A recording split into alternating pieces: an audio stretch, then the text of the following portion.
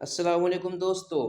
Master world star में आप लोगों का खैर मकदम है। हमने अपने पिछले क्लास में उर्दू नज़्म के बारे में पढ़ लिया है और अच्छे से हमने समझ भी लिया है। और आज हम शुरू करेंगे उर्दू में नस्र निगारी। तो इसके कुछ अक़साम हैं और इसके कुछ नियम कानून भी हैं। आज उसको हम पढ़ेंगे कि उर्दू नस्र कितने तरीके के होते हैं, कितने किस्म के होते हैं। तो चलिए शुरू करते हैं। असनाफ़ नसर, नसर की 5 किस्में होती हैं। यहाँ पे नसर की 5 किस्में दी हैं। पहला है सादा नसर, दूसरा है सलेस नसर, तीसरा है मुकफ़ा नसर, चौथा है मुजस्सा नसर और पांचवा है रंगीन नसर। हम इन सब बारी बारी से इन पांचों नसर के बारे में अच्छे से देखेंगे और अच्छे से पढ़ेंगे। तो चलिए अगला देखते हैं अपना। पहले देखेंगे हम अपना नसर शायरी। नसर शायरी कहते किसे हैं? अंग्रेज़ी की एक सन्फ़ जिसे पोइट्री प्रोज़ की तक़लीद में उर्दू में एक सन्फ़ को अपनाया गया। इस शायरी में बहर, रदीफ़, काफ़िया, वज़न की पाबंदी की क़ैद नहीं होती। इसमें एक आहंग ज़रूर होता है। इसकी वजह से इसमें एक ग़ुन्नाई कैफ़ियत और शायरी का रंग नज़र आता है। देखिए, नसर वो है जिसमें कोई कहानी लिखी जाती है और ये कहानी लिखने के कई अंदाज़ होते हैं, जिसमें आसान भाषा में और खुली भाषा में लिखी जाती है। नसर में एक चीज़ का हमेशा ख़्याल रखा जाता है कि वह लफ्ज़ इस्तेमाल किया जाए जिसका एक ही माने हो। ऐसे लफ्ज़ से बचा जाए जिसके कई माने हो। एक लफ्ज़ के कई माने ये शेर में इस्तेमाल होता है और नसर में एक लफ्ज़ के एक ही माने हो, ये ख़ास तौर से ध्यान दिया जाता है। तो आगे देखते हैं असनाफ़ नसर। असनाफ़ नसर, नसर उस तहरीर को कहते हैं जिसमें वज़न का अहतमाम ना हो। वज़न शायरी का वस्फ़ है, यानी वज़न जो है वो शेर व शायरी में होता है, नसर में वज़न का अहतमाम नहीं किया जाता। दूसरे अबहाम भी ना हो, क्योंकि अगर एक जुमला में कई मानो हो तो यह नसर का ऐब है। अभी मैंने बताया कि एक लफ्ज़ या एक जुमला का अगर कई माने हों तो ये भी नसर का एक ऐब है और बात सही से समझ में नहीं आएगी। और नसर हम इसलिए इस्तेमाल करते हैं कि इसमें बात को अच्छी तरीके से समझाया जा सके। नसर में बात साफ तरीके से बयान की जाती है। नसर के लिए ज़रूरी है कि इसमें कैफियत और वाक़ियत हो। नसर का बुनियादी मकसद यह है कि इससे वह काम लिया जाए जो शेर में आसानी से मुमकिन न हो। हर बात शेर से नहीं कही जाती, ठीक है? कोई कहानी अगर बताना हो तो ज़रूरी नहीं कि शेर से हर बात कह दी जाती हो, लेकिन नसर से हर बात अच्छे से समझाई जा सकती है, ठीक है? तो जो भी मोटी-मोटी किताबें लिखी जाती हैं, नॉवेल वगैरह जो भी लिखी जाती हैं, ये सब नसर शायरी में है, ठीक है? असनाफ़े नसर में आती हैं ये सब। नसर की कई किस्में हैं, कई अक़साम हैं। चलिए इसमें देखते हैं किस्म। पहला आता है सादा नसर। सादा नसर इस नसर को कहते हैं जिसमें रियायत व मुनासिबात वगैरह ना हो, बल्कि आम फ़हम और आसान अल्फाज का इस्तेमाल किया हो। मतलब इतना सादा जैसे हमारी बोल चाल की भाषा होती है, ज़्यादा ऐसी बोल चाल भाषा में ऐसे इस्तेमाल करें ताकि लोगों को आराम से समझ में आए, इसे कहते हैं सादा नसर। ठीक है? मसलन फोर्ट विलियम कॉलेज के राइटर मीर अमन की बागो बहार का एक इक़्तिबास देखते हैं। देखिए, जो बागो बहार है ये काफ़ी मशहूर एक किताब है और ये एक सादा नसर की बहुत बेहतरीन मिसाल भी है।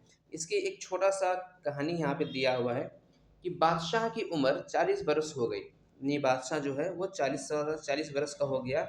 एक दिन शीश महल में नमाज़ अदा कर वज़ीफ़ा पढ़ रहा था।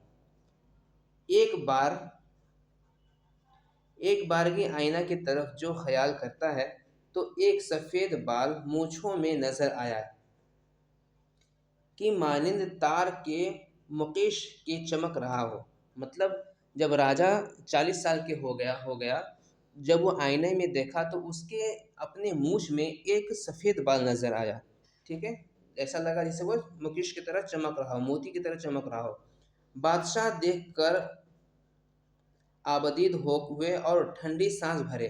پھر دل میں اپنے سوچ کیا کہ افسوس، تو نے اتنی عمر ناحق برباد کی اور اس دنیا کی حرص میں ایک عالم کو اور زیر و زبر کیا، اتنا ملک جو کیا، اب تیرے کس کام کا آئے گا۔ مطلب میری جو اتنا بڑا ملک میں نے لے لیا ہے، جو ملک میں نے سنبھال رہا ہوں، میرے انڈر میں جتنے بھی سامراجیہ ہیں، اب یہ میرے کس کام کے ہیں؟ آخر یہ سارا مال اسباب کوئی دوسرا لے اڑائے گا، تجھ کو پیغام موت آ چکا، اگر کوئی دن جائے بھی تو بدن کی طاقت کم ہو گئی۔ اس میں دیکھیے کتنا اچھا پیغام دیا ہے کہ ایک 40 سال کا راجا ہے، وہ جب شیشے میں خود کو دیکھتا ہے تو اس کے مونچھ میں ایک سفید بال نظر آتا ہے، اور وہ دیکھ کے ٹھنڈی سانس بھرا اور وہ بولتا ہے کہ اب تو میری عمر ختم ہونے والی ہے، اب مجھے موت آنے والی ہے، اب میرا بڑھاپا آ گیا ہے، ٹھیک ہے، اب بڑھاپا میرا شروع ہو گیا ہے، اب مجھے موت آنے والی ہے، اب جو کچھ میں نے کمایا، جو کچھ میں نے اپنا سامراجیہ بنایا، جو اتنا بڑا میں نے اپنا بنایا چکا ہے، اب یہ میرے کس کام کا ہے؟ جو کچھ میں نے بنایا ہے اب اسے دوسرا کوئی لٹائے گا، اور اب تو مجھے موت کے حوالے ہونا ہے، اب موت کا سفر کرنا ہے، مجھے اب آخرت کا سفر کرنا ہے۔ سوچئے کتنا اس راجا کا کتنا سوچ اچھا تھا، اور آج لوگ 80 سال 100 سال کے ہو جاتے ہیں پھر بھی سوچتے ہیں کہ ابھی تو جینا ہے۔ تو یہ ہے باغ و بہار کا شروع قصہ میں سے صفحہ 77 میں ہے، ٹھیک ہے۔ دوسرا آتا ہے سلیس نثر۔ ابھی ہم نے سادہ نثر پڑھا تھا، سادہ نثر کو ہم نے کچھ دیکھ بھی لیے تھے، باغ و بہار میں اس کا استعمال کیسے کیا گیا ہے۔ اب ہم سلیس نثر دیکھیں گے، اور اس کے بھی تھوڑا سا ایک آدھ پیراگراف دیکھیں گے کہ اس کو کیسے لکھا گیا ہے۔ لفظ اور معنی دونوں اعتبار سے آسان نثر کو سلیس نثر کہتے ہیں۔ سلیس نثر میں ہر چیز، اس کے لفظ بھی بہت آسان ہوتے ہیں اور معنی بھی اس کے بہت آسان ہوتے ہیں، زیادہ کٹھن نہیں ہوتے، اس میں رعایت لفظی کا استعمال بھی نہیں ہوتا۔ خطوط غالب کی بہترین مثال ہے۔ اب ہمارے سامنے خطوط غالب کی ایک مثال ہے، اس میں ہم دیکھیں گے سلیس نثر کو۔ پیر و مرشد، آپ کو میرے حال کی کچھ خبر ہے؟ صنعاف نہایت کو پہنچ گیا، بینائی میں فطور پڑا، حواس مختل ہوئے، جہاں تک ہو سکا احباب کی خدمت بجا لایا، اور ایک اشعار لیٹے لیٹے دیکھتا تھا اور اصلاح دیتا تھا، اب نہ آنکھ سے اچھی طرح سوجھے، نہ ہاتھ سے اچھی طرح لکھا جائے۔ مطلب یہ جو لکھا ہے خطوط غالب نے، اس میں اپنے پیر و مرشد کو لکھا ہے کہ اب میرا بڑھاپا آ گیا ہے، اب انہوں نے اپنے بڑھاپے کے بارے میں لکھا ہے کہ ابھی ہر چیز میرا آ گیا، آنکھ سے دکھ نہیں رہا ہے، ہاتھ سے لکھا نہیں جا رہا ہے، اس حساب سے انہوں نے لکھا ہے، اور اس کو اس انداز میں لکھا ہے کہ بالکل آرام سے آسان لفظ میں اور آسان معنی میں انہوں نے اسے لکھا ہے، ٹھیک ہے۔ تو اس کے بعد ہم نے دیکھ لیا سلیس نثر کو دیکھ لیا، اب ہم دیکھیں گے مقفع نثر کو۔ مقفع نثر تیسرا اس کا جو مثال ہے۔ مقفع نثر ایسی نثر جس میں وزن تو نہ ہو لیکن قافیہ کا اہتمام کیا گیا ہو، ٹھیک ہے۔ نثر میں بھی قافیہ کا استعمال ہوتا ہے، جو ہم مقفع نثر میں دیکھتے ہیں۔ تو ایگزام میں یہ چیز پوچھے گا کہ ایگزام میں یہ پوچھے گا کہ کون سا نثر میں قافیہ کا اہتمام کیا جاتا ہے، ٹھیک ہے۔ تو قافیہ کا اہتمام ہوگا مقفع نثر میں، یہ ہمیشہ یاد رکھیے گا، قافیہ کا استعمال صرف مقفع نثر میں ہوتا ہے، یہ دھیان دیجیے گا۔ کسی زمانے میں اس کا رواج تھا، بلکہ ایسا جنون تھا کہ میر امن کے سادہ نثر کے مقابلے جب رجب علی بیگ سرور نے فسانہ عجائب نامی مکمل کتاب لکھ دی، جیسے مقفع نثر کی بہترین مثال ہے۔ مقفع نثر کی مثال کے طور پہ فسانہ عجائب کو، جسے رجب علی بیگ سرور صاحب نے لکھا تھا، کافی مشہور ہے، ٹھیک ہے۔ فسانہ عجائب کا کچھ ہم دیکھتے ہیں اس کی مثال۔ اس کے لفظ لیکن بہت ہی کافی زیادہ سخت لفظ ہیں، کڑے لفظ ہیں اور ہارڈ لفظ استعمال کیا گیا ہے۔ طبیب ہر ایک مساحی کرتا ہے، کم بازنی قادم بھرتا ہے، جیسے دیکھا بقرات سقرات جارینوس زمانہ ہے۔ اس معنی میں یہ خطہ رشک زمیں یونان ہے۔ مرگ جان مرگ جان صاحب پیر نے اس کے فن سے ایسا آشنا ہوئے کہ مردے ماں بزم و بحر سردے گرم ثنا ہوئے۔ شاعر زبان دا ایسے عرفی و خاقانی کی غلطی بتائی، فردوسی و نوری کی یاد بھلائی۔ شیخ امام بخش ناسخ نے یہ ہندی کی چندی کی اور روزمرہ کو ایسا فصیح و بلیغ کیا کہ کلام سا بقی منسوخ ہوا۔ فصحائے شیراز و اصفہاں اس صیف زباں کا جو ہر دیکھ کے لوہا مان گئے، مطلب اس دیکھ کر لوہا مان گئے، اپنے قبح پر منفعل ہوئے، اس زبان کا حسن و جان گئے۔ زمیں شعر کو آسمان پر پہنچایا، سینکڑوں کو استاد بنایا۔ خواجہ حیدر علی کی آتش بیانی شعر افسانی سے دل جلو کے سینے میں سوز و گداز ہے۔ مرد قانع شاعر ممتاز ہے۔ مطلب اس میں دیکھیے یہاں پہ قافیہ کا کتنا اچھا استعمال کیا ہے۔ قادم بھرتا ہے، ٹھیک ہے، زمانہ ہے، یہاں پہ بھی ہے، یونان ہے، مطلب ہر جگہ ہوئے، بھلائی، بتائی، پھر یہاں پہ ہوا، پھر گئے، ہوئے، گئے، بنایا ہے، مطلب اس میں قافیہ کا کافی اچھے سے استعمال کیا ہے، ٹھیک ہے، رجب علی بیگ سرور صاحب نے فسانہ عجائب میں، ٹھیک ہے، یہ چیز یاد رکھیے گا۔ اگلا ہم پڑھیں گے مسجع نثر۔ مسجع نثر ایسی نثر کو کہتے ہیں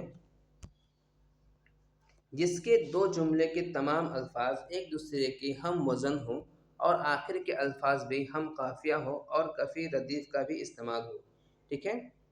تو اس میں مقفع کے ساتھ مجسہ میں بھی قافیہ اور ردیف کا استعمال کیا جاتا ہے کبھی کبھی۔ تو مقفع اور مجسہ میں قافیہ کا استعمال ہوتا ہے، یہ چیز یاد رکھنا ہے ہمیں۔ پونڈا پھینکا اتنا، جیسے یہ ایک مثال دیا ہے دریائے لطافت کا سید انصار کا، کہ پونڈا پھینکا اتنا برا کہ جس کی برائی بیان سے باہر ہے، اور پونڈا میٹھا ایسا کہ بھلا اس کی بھلائی سے گمان سے بڑھ کر ہے۔ یہ اس کی مثال دی تھی، ٹھیک ہے۔ اس مثال میں دو جملے ہیں۔ پہلے جملے میں پونڈا پھیکا اتنا برا، اور دوسرے میں پونڈا میٹھا اتنا بھلا، یعنی دونوں میں مثال کتنا ملتا ہے کہ پونڈا پھیکا اتنا برا اور پونڈا میٹھا ایسا بھلا۔ ہم وزن جبکہ جس کی برائی بیان سے باہر اور اس کی بھلائی گمان سے بڑھ کر ہم وزن ہے۔ برائی، بھلائی، بیان، گمان، باہر، بڑھ کر ہم قافیہ الفاظ ہیں، ٹھیک ہے۔ اس میں یہ چیز کتنا اچھے سے دکھایا ہے کہ اس میں بھلائی اور برائی کو قافیہ کی طرح استعمال کیا گیا ہے۔ اگلا ہے اور آخری آج کا ہمارا ہے رنگین نثر۔ ایسی نثر کو کہتے ہیں جس میں صنائع لفظی و معنوی سے کام لیا گیا ہو۔ مثلا بندہ حرارت قلب کے عارضے سے حیران و شدت رہتا ہی تھا، اب صنف دماغ کی بیماری نے اور بھی عاجز اور رچ کر دیا ہے۔ ہر دم یہی سوچ کر منصوبہ اٹھاتا تھا کہ کدھر جاؤں اور کون ایسی چال چلوں کہ یہ عارضہ بڑھنے نہ پائے۔ بارے ان دنوں حکیم شاہ رخ مرزا صاحب اس شعر میں وارد ہوئے۔ ان کی تعریف بہت سنی تھی۔ ان کی نزدیک بادشاہ اور وزیر اور فقیر، مسکین اور امیر و فیل برابر ہیں۔ مریضوں کی خبر گیری کے واسطے بارہ دری میں شطرنجی بچھائے بیٹھے رہتے ہیں۔ اس نمونے میں بہت سارے الفاظ شطرنج کے مناسبات سے تعلق رکھتے ہیں، مثلا قلب، رچ، منصوبہ، کدھر جاؤں، چال چلوں، بڑھنے نہ پائے، بادشاہ، وزیر، امیر، فعل نشین وغیرہ۔ یا سونیٹ بدائے اور کا استعمال ہی اسے خوبصورت اور رنگین بناتا ہے۔ آج کے لیے اتنا ہی۔ کل ہم اپنے نثری داستان کو نثری صنف کو آگے بڑھاتے ہوئے چلیں گے، اور اس میں کیا کیا آتے ہیں، کیسے کیسے اس میں الفاظ لکھے جاتے ہیں، کیسے کیسے اس میں کیا کیا لکھا جاتا ہے، کل ہم پڑھیں گے۔ اور تب تک کے لیے خدا حافظ۔